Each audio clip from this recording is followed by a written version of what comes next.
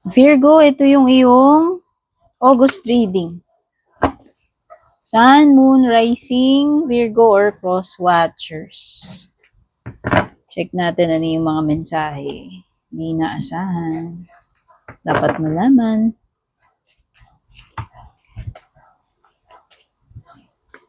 Thank you Virgo sa iyong palaging pag-aabang, pagsubaybay, suporta. Thank you sa lahat ng nag-follow, nag-subscribe, patuloy na nananatili sa aking membership sa YT at subscription ko sa FB page ko.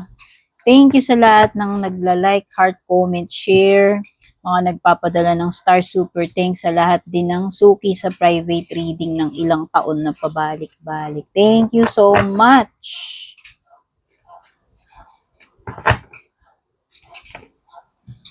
Unang card mo is Axe. Ooh, may mga forces working against you. Ito yung mga bagay ito, tao man ito or situation na nagiging kontra or nagpapabagal. Oo. Sa'yo. Sa mga gusto mong gawin or goal mo, ma-accomplish, no? Pwedeng mga circumstances yan, hindi lang naman yan limited sa tao. Mga pagkakataon ba, na parang yun yung nagiging hassle, delay, problema. Ito yung mga moment na parang pahirap sa'yo. Alam mo yung panira ng moment, pahirap, pa-delay, di ba? At mag-pay attention ka daw about your health. Hindi ako doktor, disclaimer, pero dahil lumalabas sa card yan, banggitin ko na lang. Total, lahat naman ng mga mensahe na nire-relay ko sa inyo, lahat naman yan galing lang sa cards. Okay? Pwedeng tama ang cards, pwedeng mali. No? Pero wala namang, kumbaga, wala namang mawawala kung may regular kang check-up. At least, mas maganda nga yun. Mas mahuhuli, mas makikita mo kung may problema, di ba? At meron kang 4-leaf clover. So, ina-associate nila yung 4-leaf clover sa good fortune. So, ito yung mga magagandang pagkakataon para sa iyo ngayong August, no? Baka meron kang opportunity o may magandang mangyayari, pwedeng masaya, magandang pagkakataon, no? Maganda yung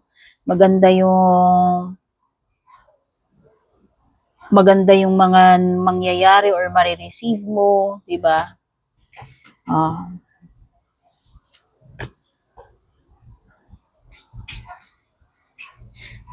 Perhaps maganda yung takbo ng career mo, kaperahan mo, negosyo mo, or mga pangyayari sa buhay mo, di ba? Ayun yung dala-dala ni 4-leaf clover. At merong month ng June, maybe you are dealing with someone na pinanganak ng June. Or merong mga bagay dito na energies dito na related nung nakaraang June or sa next June. Okay?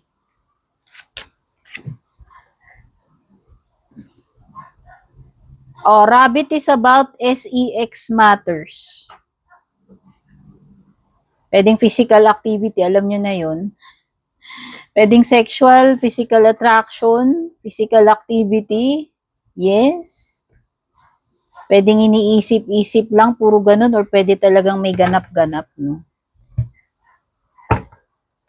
By the way, guys, make sure nang fina-follow ninyo yung nag-iisa official FB page ko. Purple Teen, meta-verified, may check sa dulo. Kapag chinat kayo, pag in-add friend kayo, pag walang check sa dulo, hindi ako yun, ha? Kaya kung gusto niyo mag-inquire, private reading, kayo mag-PM sa akin. At kung gusto nyo rin po itong aking suot-suot na kulay grape na bracelet na ito, i-share ko po yung product link sa inyo kung saan ko po ito nabili. Tingnan nyo na lang dyan sa comment section, sa description ng video, somewhere dyan sa ibaba or sa screen mag-a-appear. Okay?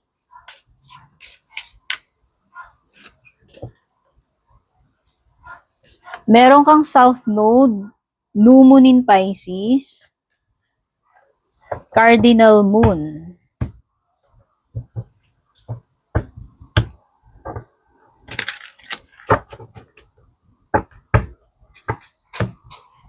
Thank you rin nga pala dun sa mga generous na nagpapadala ng stars and super thanks.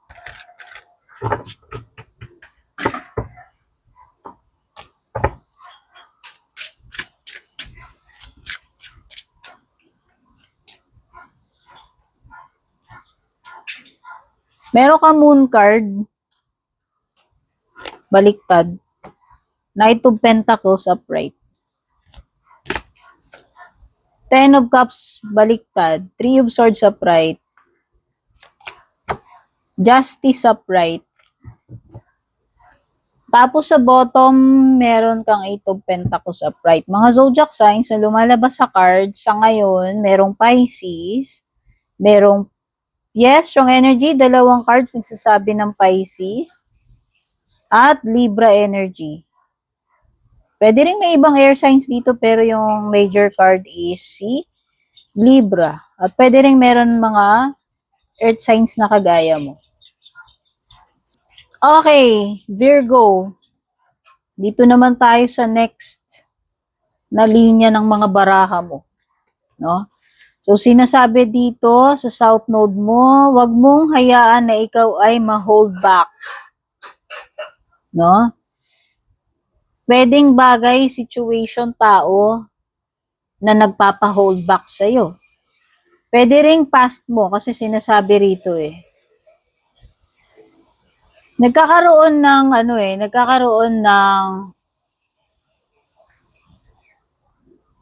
ano ba tawag dito? Instead na, alam mo yun, parang instead na lumaking bulas, parang naudlot. Nagkakaroon ng, yun, stunting ba tawag doon? Tingnan ko lang yan. Stunted growth. Wait lang, check natin. Stunt.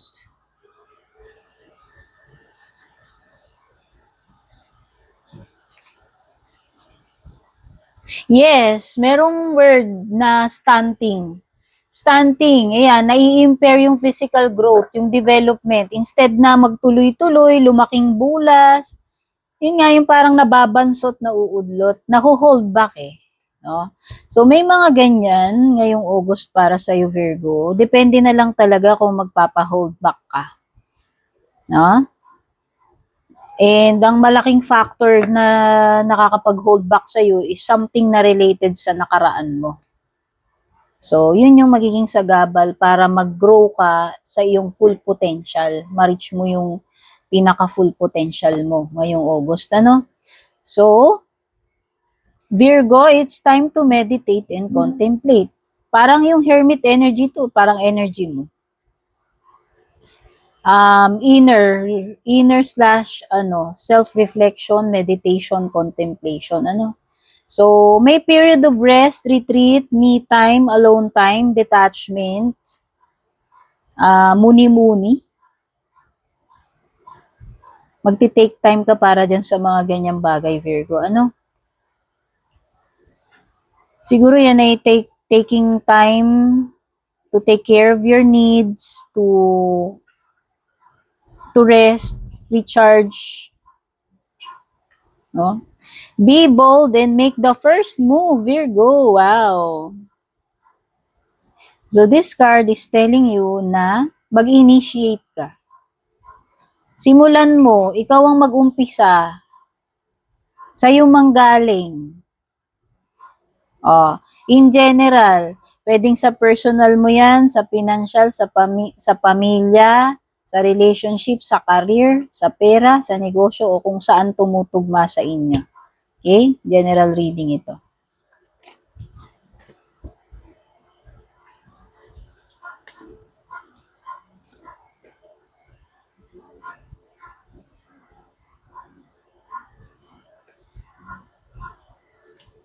Wow Sa bottom ng deck mo, meron kang Magician, tsaka Eight of Pentacles, no? Alam mo, merong mga magagandang energy na nagmamanifest dito para sa iyo, Virgo. At ikaw bilang hardworking person, ikaw bilang masipag, goal-oriented, practical, ikaw na Virgo na napaka-dedicated and paying attention even to the smallest detail. Ayan. Sa tingin ko, wala kang mapapabayaan dito. Magagawa mo ito ng mahusay. Matatapos mo yung lahat ng dapat mong tapusin. Yes, may accomplishment, completion, meeting the deadlines, no? Ito kasing mastery, eh. Basta meron ditong parang magagawa mo ng mahusay na mahusay dahil sa iyong dedication and paying attention sa bawat detail, pagiging mabusisi. Oh, perfectionist madalas yung mga Virgo eh, 'di ba? So yeah, nakakita ako ng magandang transformation para sa iyo. Expect mo na tong mga magagandang pagbabago.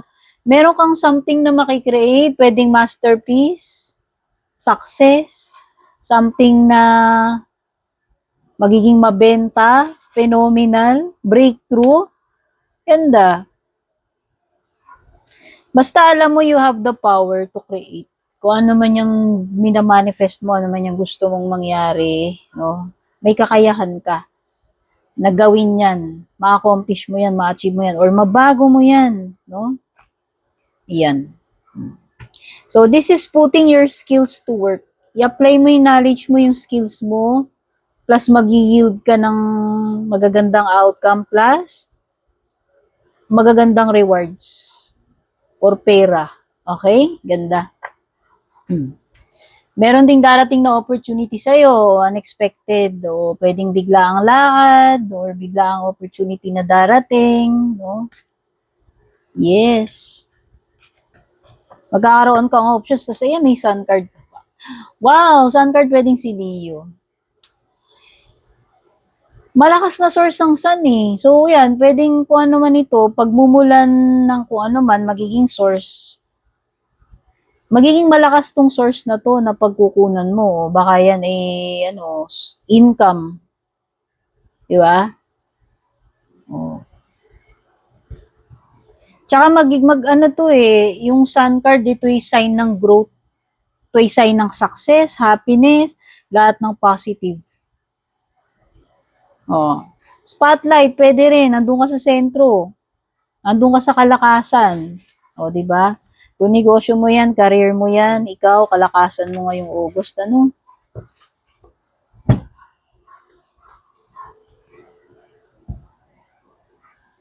May mga bagay dito na pagsusunugan ng kilay, meaning pagpupuyatan, pagtatrabahuan, no? Magbubuhusan ng sipag. Pero worth it kasi may mga magagandang rewards yan. Okay? So, good naman when it comes to traveling.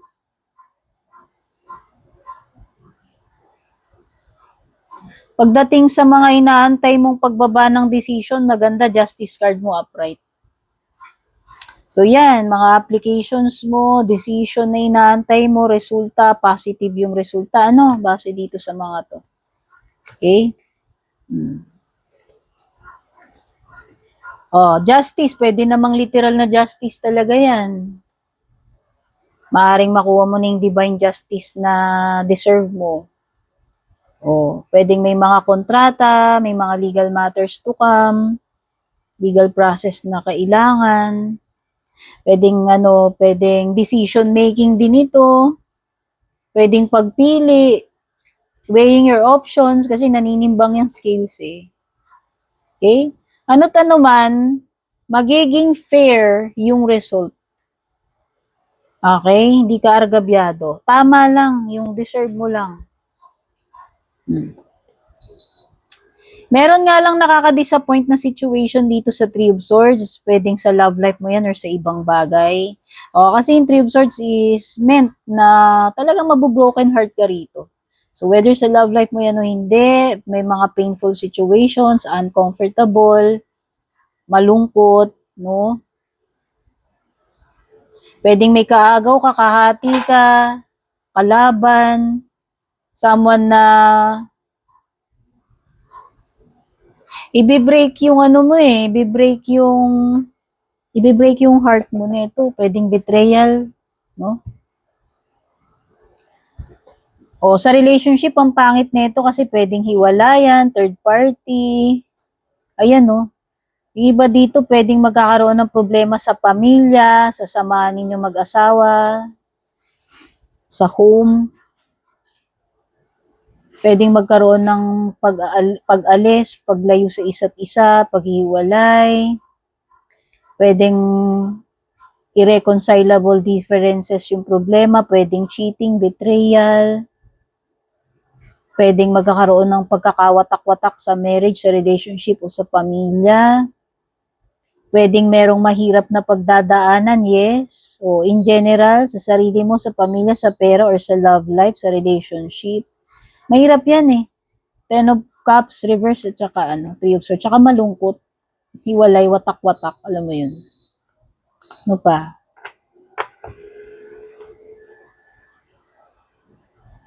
O, ito naman, for some of you, may potential dito sa kakonect ninyo. Kaya lang mabagal yung development ng ng connection nyo, relationship ninyo, or mabagal kumilos tong tao na to bago siya mag-take action. Gusto niya kasi slow, steady eh.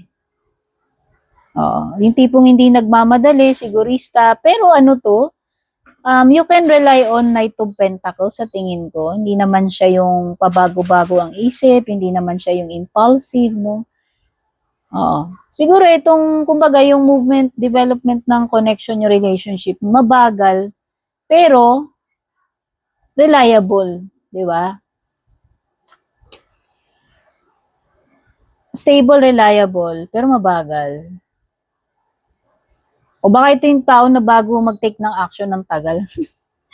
Di ba yung mga ganun?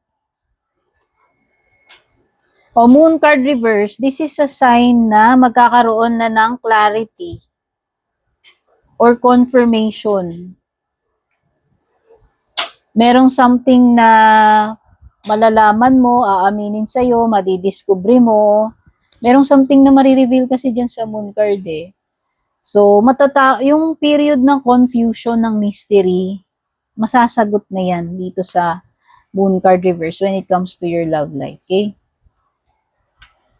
By the way, kung narating nyo ni ganito kalayo, malaking tulong po bawat isang follow, subscribe. So please, kung bago po kayo, don't forget to subscribe or follow. So itong last set ng baraha, mag-isip ka ng one question na nasasagot ng yes or no. Simple lang. So i-pause mo yung video, mag-meditate ka. Habang nag-meditate ka, nag-iisip ka ng one question na yes or no. Dito ko kukunin yung sagot. Kapag ready ka na, i-play mo na lang uli. Ha? Pag nakaisip ka na ng one question mo. Sagutin natin.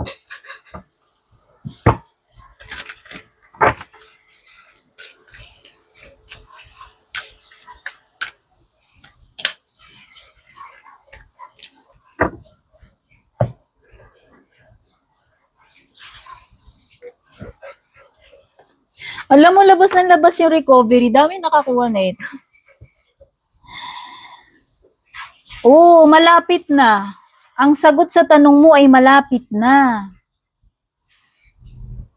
Oo. Pwedeng yes ito. Yes, malapit na. Yes, makaka-recover uli, makakabalik uli sa dati, mag-heal uli, makakabawi uli. Makakapag-start uli, maibabalik uli, kung ano man yung mga dapat na ibalik na yan, financial man yan, whatever. Mag-heal, makaka-move on, magiging better uli, manunumbalik uli sa kaayusan, yan. O, in the near future na, meron something talaga dito na malapit na malapit na. Ayan, pagdating dito sa bagay na to,